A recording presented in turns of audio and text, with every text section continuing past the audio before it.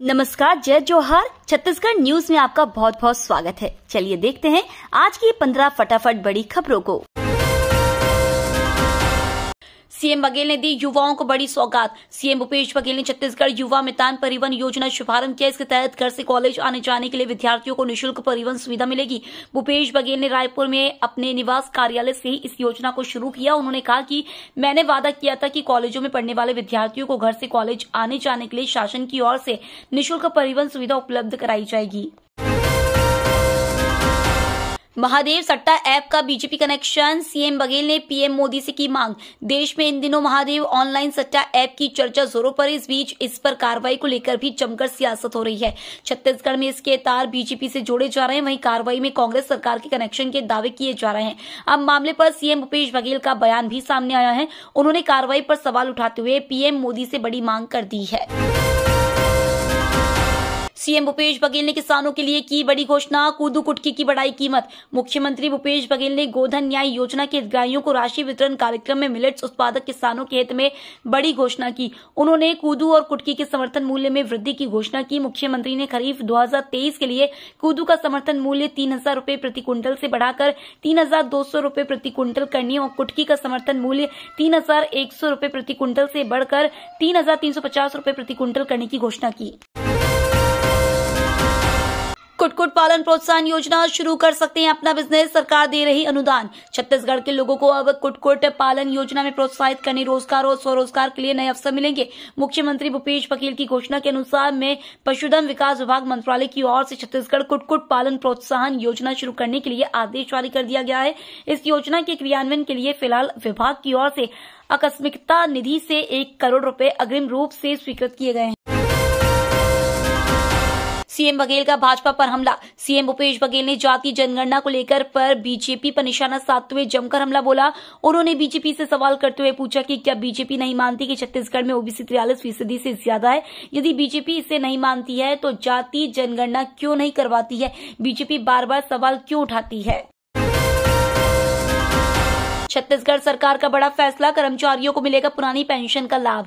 सरकार ने Chhattisgarh state power companies के अधिकारी कर्मचारियों को पुरानी पेंशन योजना का लाभ देने का फैसला लिया है।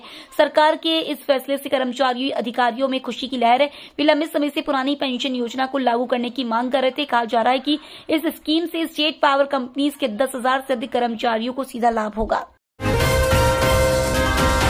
रायगढ़ में 42,000 घरों के सामने लगेगा कोड। रायगढ़ नगर निगम अब राजधानी रायपुर की तर्ज पर पूरी तरह से डिजिटल होने जा रहा है। इसकी शुरुआत हो चुकी है। शहर के 48 वार्डों के 42,000 घरों के सामने QR कोड लगाने का काम चल रहा है। इसमें गूगल स्कैन कर लोग अपने घर से ही नगर निगम को दिए जाने वाले सारे टैक्स जमा कर पाएंगे। 15 अगस्त को डिजिटलीकरण करने का शुभारंभ किया गया था। पहले चरण में 13 वार्डों में QR कोड लगाए और शुरू किए गए। छत्तीसगढ़ पुलिस विभाग में 5,967 पदों पर निकली भर्ती। छत्तीसगढ़ पुलिस विभाग ने सीधी भर्ती के माध्यम से 5,967 कांस्टेबल, GD, ट्रेड ड्राइवर की भर्ती के लिए नोटिफिकेशन जारी किया। उम्मीदवार छत्तीसगढ़ पुलिस कांस्टेबल भर्ती 2023 के लिए ऑफिशियल वेबसाइट cgpolice.gov.in पर जाकर आवेदन कर सकते हैं। छत्तीसगढ़ में तेजी से चढ़ा पारा, गर्मी के साथ बढ़ने लगी उमस। छत्तीसगढ़ में बारिश थमने के बाद तापमान तेजी से बढ़ रहा है। 6 शहरों में पारा 30 के पार पहुंच गया है। मौसम वैज्ञानिक पी चंद्रा के मुताबिक अगले 4 दिनों तक अधिकतम तापमान में कोई बदलाव नहीं होगा। दिन में उमस, गर्मी और रात को हल्की ठंड महसूस होगी। मौसम विभाग के द्वारा कहीं भी बारिश की कोई चेतावनी जारी नहीं की है। छत्तीसगढ़ में कांग्रेस को हराने के लिए बीजेपी ने बनाया मेगा प्लान। भूपेश बघेल को सत्ता से बाहर करने के मिशन में जुटी बीजेपी ने राज्य में प्रधानमंत्री नरेंद्र मोदी की लोकप्रियता का अधिक से अधिक चुनावी लाभ हासिल करने की योजना बड़े पैमाने पर बना ली है। बीजेपी सूत्रों के मुताबिक चुनाव आयोग द्वारा विधानसभा चुनाव की तारीखों के ऐलान के बाद प्रधानमंत्री नरेंद्र मोदी छत्तीसगढ़ में 5 चुनावी सभाएं कर राज्य की सभी 90 विधानसभा सीटों के वोटरों को साधने की कोशिश करेंगे।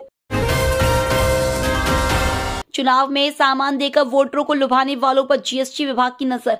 विधानसभा चुनाव के मद्देनजर मतदाताओं को बांटे जाने वाले सामग्रियों की आवागमन व संग्रह पर जीएसटी विभाग लगातार नजर बनाए हुए है। बताया जा रहा है कि पिछले दिनों भनपुरी व रावा भांटा के गोडाउन में मिले साइकिल, कपड़े, सोलर फ्लैश लाइट की जांच में तेजी से की जा रही है। इस संबंध में पूछताछ के लिए ट्रांसपोर्टरों, ड्राइवर व उनके कर्मचारियों को अगले 10 दिन में पूछताछ के लिए बुलाया गया है।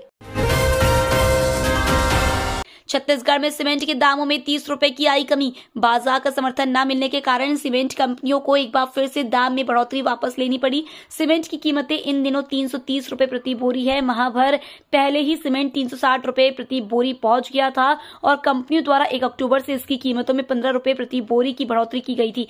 कंपनियों द्वारा अपने डीलरों को इसके निर्देश भी किए गए थे।